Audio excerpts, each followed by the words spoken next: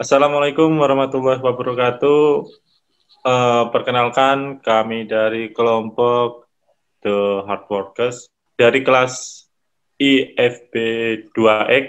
Kami beranggotakan 3 orang dalam tugas akhir ini, yakni saya sendiri Muhammad Rafi Putra Pratama, lalu yang kedua rekan saya Nanda Reski Rifani, lalu yang ketiga Ibu Yayu Megawati. Di sini kami mendapat tugas yang berjudul tentang aplikasi presensi kuliah. Baik, di sini tujuan dari penelitian ini adalah untuk merancang dan mengembangkan sistem pengolahan presensi berbasis website aplikasi. Sistem pengolahan presensi dapat dijadikan media oleh dosen untuk mengolah presensi mahasiswa. Baik, di sini sudah kami munculkan, yakni template beranda yang kami rancang. Dalam aplikasi yang kami rancang ini, kami mendapatkan ide awal, yakni dalam materi perkuliahan yang kami ambil, yakni program berbasis web pada pertemuan ketiga, yaitu tentang cara membuat layout. Dalam tugas ini kami berkelompok mendapatkan tugas, yakni membuat pengolahan data mahasiswa, membuat pengolahan data kuliah, serta membuat pengisian presensi kuliah.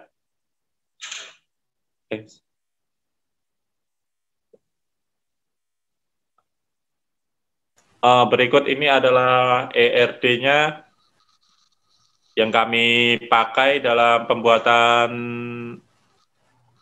data mahasiswa maupun pengisian presensi kuliah.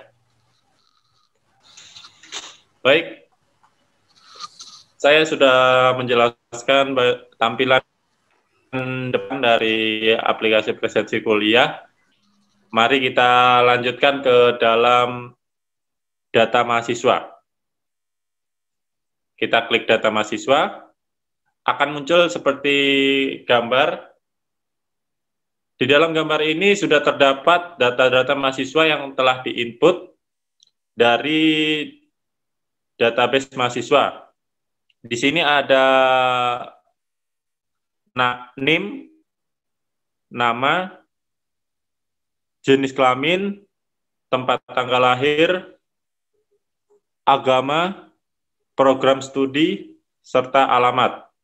Lalu kami menambahkan sedikit di samping alamat, yaitu action, yang mana ada tombol edit serta delete. Lalu jikalau rekan-rekan ingin menambahkan data mahasiswa, yaitu tinggal mengeklik saja tambah, klik tambah. Di dalam pengisian formulir mahasiswa ini terdapat NIM, nama, jenis kelamin, tempat lahir, tanggal lahir, program studi, agama, alamat, kota, serta provinsi. Baik, di sini kita akan mengisi NIM. Kita kasih sembarang saja NIM-nya. Lalu kita kasih nama, percobaan, kita isi jenis kelamin, tempat lahir, kita kasih sembarang saja, Balikpapan, baru tanggal lahir, kita isi, baru program studi, baru agama Islam, alamat, kita isi juga sembarang, alamat, baru kota, kita isi Balikpapan, provinsi Kalimantan Timur. Baru submit. Oke, berhasil disimpan di database. Pencet oke. Nah, akan muncul seperti pada gambar ini, yakni sudah muncul di nomor 1, NIM, nama, serta jenis kelamin. Di dalam hal ini ada beberapa opsi yang harus diwajibkan mengisi. Mungkin kita akan klik edit dulu dalam hal itu untuk mengetahui opsi mana saja yang mewajibkan. Kita edit dulu, hapus semua dulu.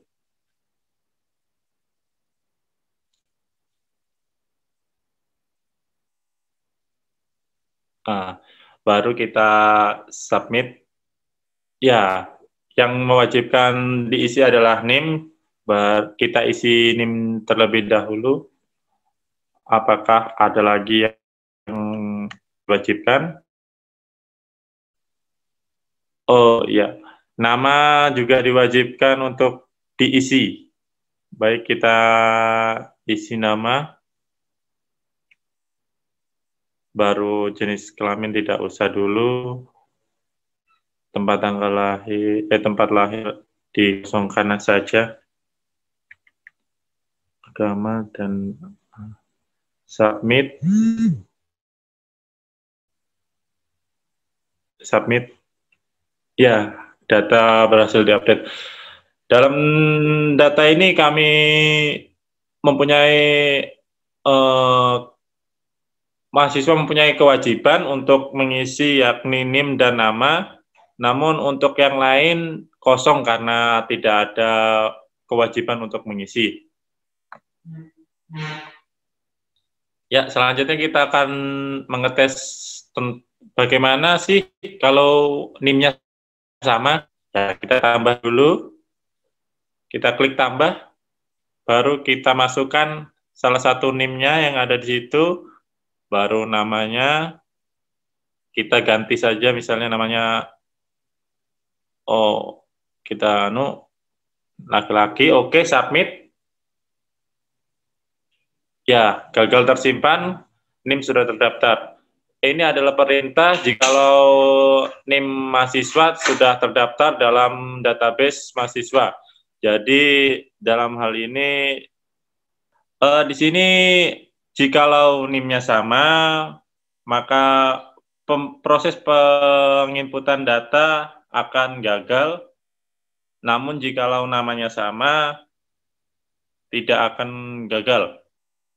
Baik, selanjutnya saya akan menjelaskan tentang action, yaitu delete. Jikalau data mahasiswa yang merasa ada datanya salah, bisa langsung di-delete saja, klik delete.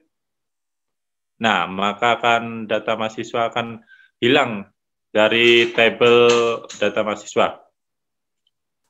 Selanjutnya, penjelasan materi yang kami dapat ini akan disampaikan oleh rekan saya, yaitu Mbak Yayu Megawati, tentang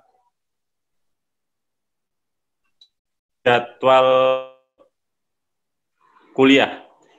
Untuk Mbak Yayu, dipersilakan, Mbak.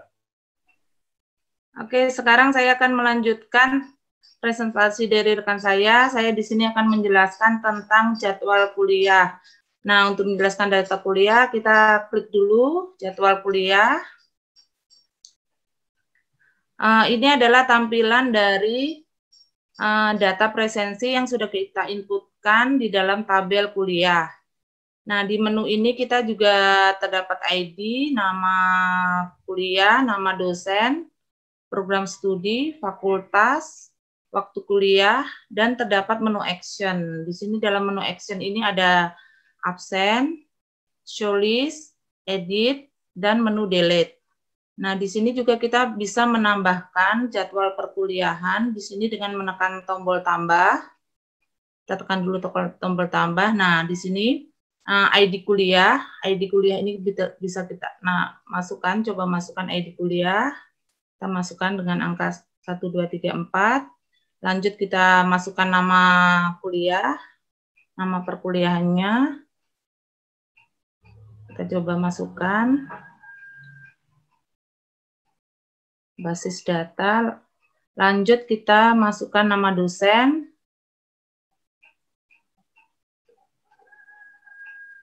Nah, selanjutnya kita bisa memilih program studi. Di sini sudah ada pilihan, tinggal optionnya, tinggal kita pilih, misalnya S1. Nah, fakultas juga sudah ada optionnya, kita tinggal pilih, misalnya manajemen. Nah, waktu, di sini waktu itu kita masukkan hari di mana kita kuliah dan jam. Misalnya Sabtu, jam 8. Setelah itu kita submit. Nah, ini penyimpanan database berhasil. Oke. Nah, ini data yang baru kita masukkan, tampilannya tadi. Ini ada, sudah bertambah 1. Nah, di sini apabila kita ingin merubah, bisa menggunakan menu edit. Misalnya kita rubah dari waktunya misalnya di hari Jumat. Misalnya kita rubah hari Jumat pukul 15.00, misalnya jam 15.00. Lalu kita submit. Kita rubah manajemen S1, lalu kita submit. Nah, berhasil diupdate. Nah, ini data yang tadinya waktu perkuliahan terjadwal pada hari Sabtu sudah berubah menjadi hari Jumat. Nah, ini ID kuliahnya tetap. Oke, selanjutnya kita akan coba menginput apabila ID kuliahnya yang sudah ada, itu kita inputkan dengan ID kuliah yang sama, apakah berhasil atau tidak. Kita coba tambah. Nah, kita coba ID kuliahnya. Yang ini sudah ada, pelajaran, mata kuliah, submit. Nah, ini adalah dosen wajib diisi. Waktu, dan waktu juga wajib diisi. Kita masukkan, submit. Nah, ini ketika ID kuliah yang sudah ada, sudah terdaftar, kita inputkan kembali, dia tidak akan berhasil karena ID kuliah itu termasuk primary key, jadi hanya satu, jadi tidak bisa ganda.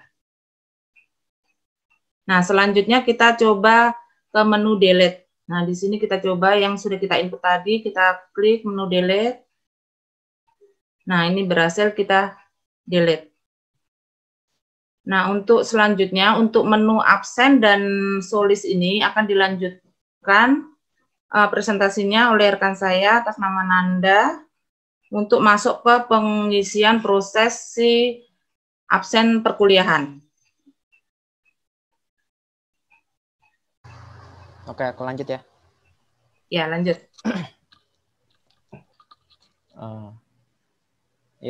Saya akan melanjutkan soal ketiga, yaitu mengelola data isi presensi.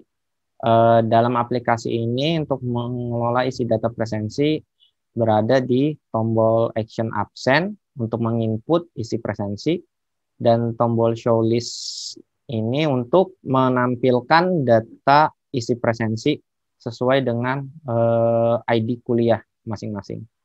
Oke, sekarang akan kita coba untuk mencoba menginput data isi presensi dulu di kelas kalkulus 2 dengan ID kuliah 10001.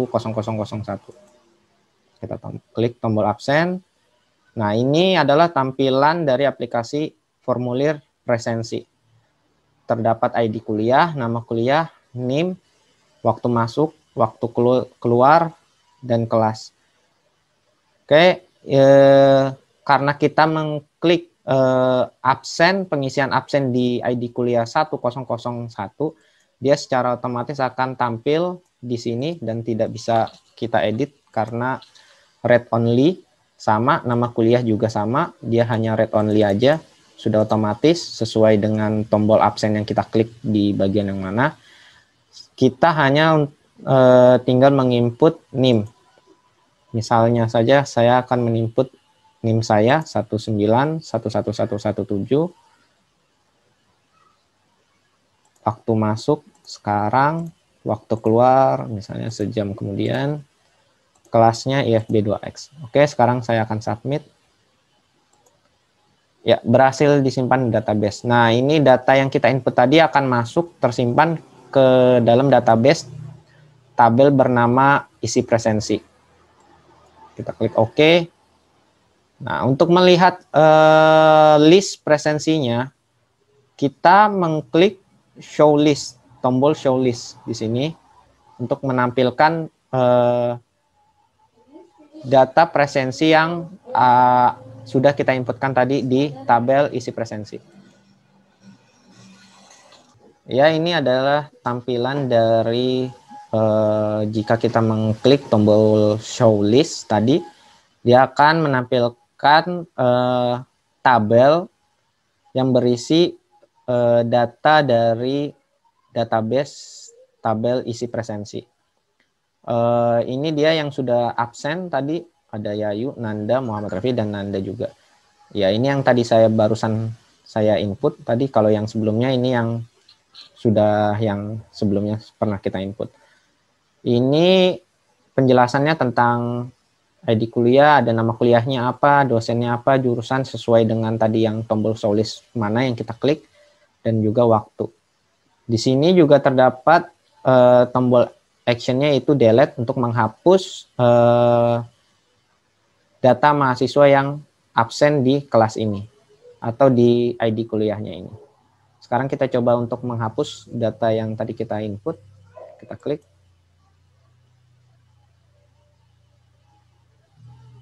Sorry. Oke, sekarang kita hapus. Kita klik lagi jadwalkan. Nah, coba sekarang kita tes melihat di kelas sebelahnya yang kelas kedua. Nah, di sini cuma ada 1, sedangkan yang di kelas pertama di sini ada 3 orang.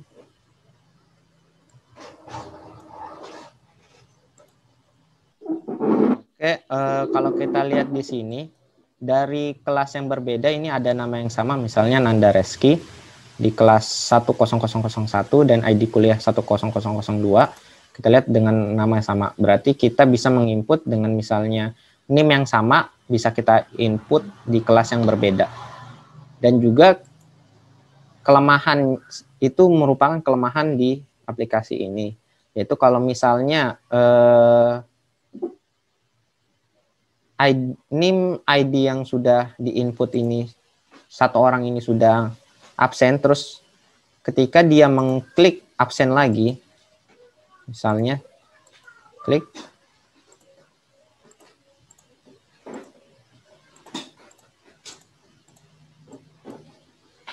data tersimpan. Oke, kalau kita klik show list, nah di sini terdapat 2 nama. Ya, ini merupakan salah satu kelemahan dari aplikasi ini karena NIM ini merupakan foreign key, bukan primary key, sehingga dia bisa double datanya di sini. Kemungkinan kedepannya bisa dikembangkan supaya tidak sama.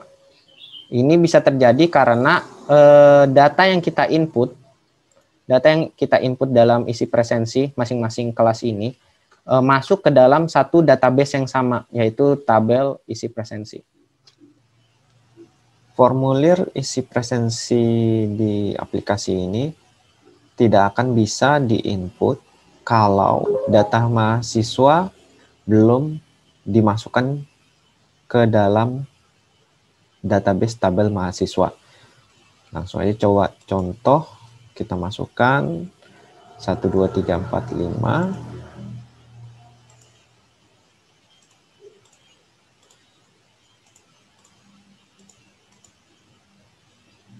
Terus kita submit.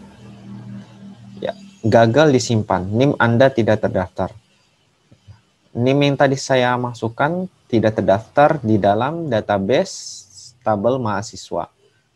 Karena formulir presensi ini, tabel database isi presensinya berrelasi dengan tabel mahasiswa dan juga tabel kuliah.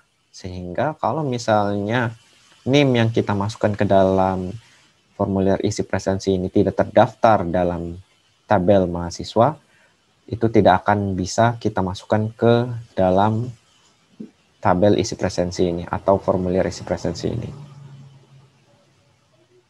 Oke, ini adalah aplikasi presensi kuliah yang sudah kita buat.